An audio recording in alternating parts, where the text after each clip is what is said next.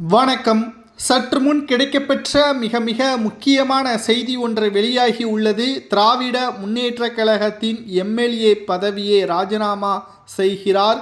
நம்பிக்கை துரோகம் செய்த ஸ்டாலின் சபாநாயகர் பதவி கொடுக்காமல் ஏமாற்றியதால் இந்த முடிவு எடுத்துள்ளதாக தகவல்கள் வெளியாகியுள்ளது. யார் அவர் என்பதை இந்த வீடியோவில் முழுமையாக நாம் பார்க்கலாம்.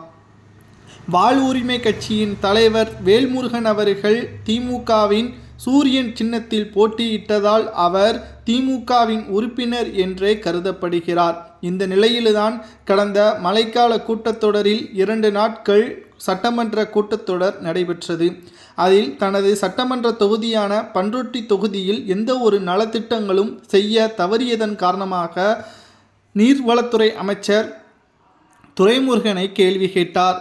இதற்கு பல்வேறு காரணங்களை சுட்டிக்காட்டி துரைமுருகன் அவர்களோ இந்த ஆண்டு எதுவும் செய்ய முடியாது, தேவைப்பட்டால் அடுத்த ஆண்டு முயற்சி செய்கிறேன் என்றுதான் அவர் பதிலளித்துள்ளார். இதனால் நம்பிக்கை துரோகம் செய்துவிட்டார் என்று திமுகவின் தலைவரையும் தமிழக முதல்வருமான ஸ்டாலின் அவர்களை பற்றி சட்டமன்ற கூட்டத்தொடர் முடிந்த பிறகு தன்னுடைய கருத்துக்களை தெரிவித்துள்ளார்.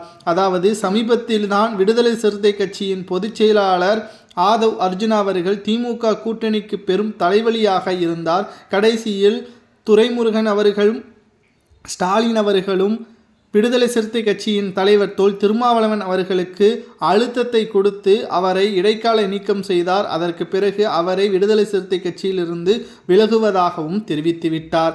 இந்த சலசலப்பு ஒரு வழியாக முடிந்துவிட்டது என்று திமுகவினர்கள் நினைத்து கொண்டிருக்கக்கூடிய நிலையில் தமிழக வாழ்வுரிமை கட்சியின் தலைவரும் பண்ருட்டி சட்டமன்ற உறுப்பினருமான வேல்முருகன் அவர்கள் கடந்த சட்டமன்ற கூட்டத்தொடரில் எங்களுக்கு எந்த ஒரு நலனும் கிடைக்கவில்லை என்று பொதுப்பணித்துறை அமைச்சர் துரைமுருகனுக்கு கடிதங்களை பலமுறை கொடுத்துள்ளோம், ஆனால் அவர் எங்களுக்கு கருணை காட்டாமல் இருப்பதாக பேசியிருந்தார்.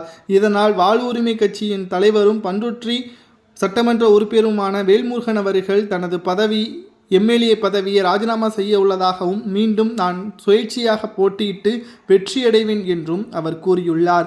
மேலும் இவரது ஆதரவாளர்களிடம் கேட்டபொழுது திமுகவுடன் கூட்டணி வைத்தால் நீங்கள் எம்எல்ஏவாக வெற்றியடைந்தால் நிச்சயம் உங்களுக்கு சபாநாயகர் பதவி கொடுக்கப்படும் என்றும் தெரிவித்திருந்தார். ஆனால் கடைசியில் நம்பிக்கை வைத்து துரோகம் செய்து விட்டதாகவும் அது கூட நாங்கள் மறந்துவிட்டோம், ஆனால் எங்களது தொகுதியான பண்ருட்டி தொகுதிக்கு எந்த ஒரு நலத்திட்டங்களும் செய்யவில்லை என்றும் சமீபத்தில் பெய்த மழையால் பெரும் பாதிப்பு அடைந்தும் ஆனால் 2000 ரூபாய் தான் கொடுப்பதாக ஏமாற்றிவிட்டதாகவும் தெரிவித்திருந்தார்.